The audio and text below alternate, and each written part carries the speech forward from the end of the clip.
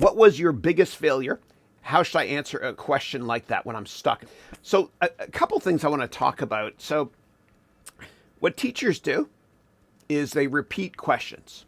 Okay, so the question is yada, yada, whatever. And they do that, or at least I do that, to buy time and to be able to think about the answer. And what you can also do to buy yourself time is you can use what I refer to as crutch words, okay, like a crutch. Certain crutch words you can use that will string together your logic on different data points are, moving on to, in terms of, next is, and the bottom line is. If you find yourself rambling, your crutch to go to right away is the bottom line is. And you can also memorize a number of quotes as well, and use those when you're answering a question to buy yourself time.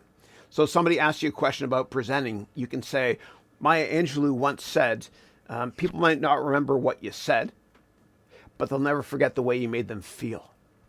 Okay, so you can use a crutch to start and finish an answer with. Now, when it comes to questions about failures, you got to be careful because that's a double-edged sword.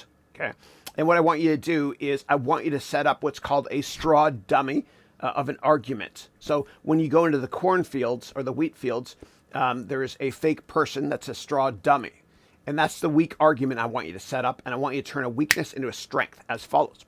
So you might be able to say something along the lines of, one of my weaknesses and what a lot of my teammates worry about, and you say teammates because you're a team player, is the fact that sometimes I take on too much autonomy and responsibilities.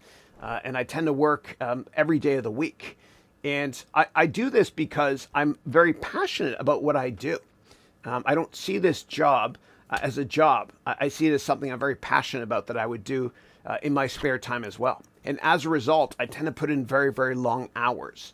But that being said, I do have to be careful to not burn out. I have not burned out yet in this industry because I completely love doing what I'm doing. And so the bottom line is, see how I have a crutch because I'm rambling?